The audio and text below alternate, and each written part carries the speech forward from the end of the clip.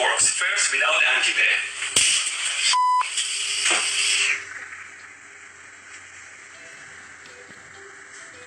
The skin here is quite sensitive to temperature, and you can tell the temperature quite accurately. It's almost finished now. Just need another piece of wire. Oh, what did I do? What the f*** did you do? I'm fine, thanks. Idiot. What? I can't even play music from it.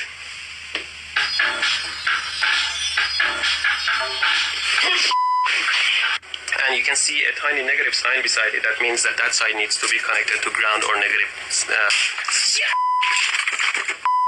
The first thing you need to do is to remove the broken ball. Just make sure you don't cut your fingers and take the screw part out. My finger. Good thing the breaker opened. Now it's time to put the new bulb in. Just screw it nice and tight and it'll turn on. Stop turning on. I broke the ball. Well, the lamp is already out, so always use a tool to get the screw part out. Unplug! Damn it! Unplug! Let me show you what I mean by this oscillation. If I put the bullet inside the coil and try to turn it on with my power supply here.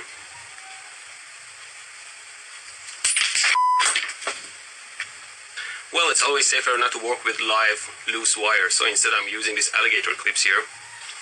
I put the bullet in and turn the power supply on, so you can see what's going on. There you go, you saw what happened. This power supply can generate 20 volts, 100. Well, you see when I short it, the voltage goes out. Although this power supply can generate huge amounts of current, it can't send it through my body because it's only set to 20 volts. I can't even feel it on my fingers. I like to put it on my tongue, but before that, I have to reduce the voltage to something like 1 volt because, you know, the resistance of the tongue is much smaller than the skin. And still, if I short the power supply, I get the same 150 amps. Okay, you can see it still sparks. Let's try it out. What the f***? I thought I set it to 1 volt. Here's the power supply at 4 volts, and I'm going to connect this thin wire to it, and you can see how the wire melts and burns under. Makes you want to join the dark side. Get it? It's a line from Star Trek. Okay, now let's.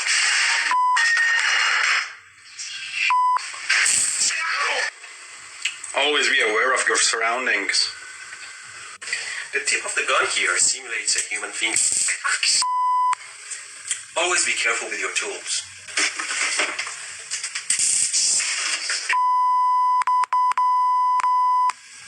Because now the board is charged to the same level as the gun and it doesn't jump anymore. But right now I'm touching the wires and I can't even feel it because the voltage is not high enough.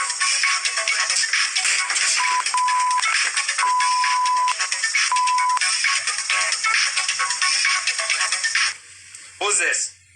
No, I'm not Steve. Wrong number. It's a simple device. It's a belt that you tie around your belly with a tiny device that senses your motion. As long as you move, you're okay. But if you stop for any reason, it'll zap you like a mother. You will move no matter what, or else you will feel the pain.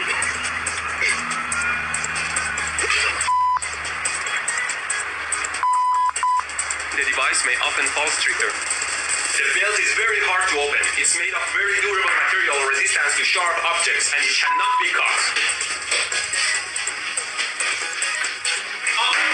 So you will run until the batteries die or you die. Just kidding, we have never had failed batteries. The device is very simple. It runs on 2 AA or AAA batteries and has 2 electrodes on the bottom and turns on with a switch. Now if you don't move, it says unless I do it with my finger.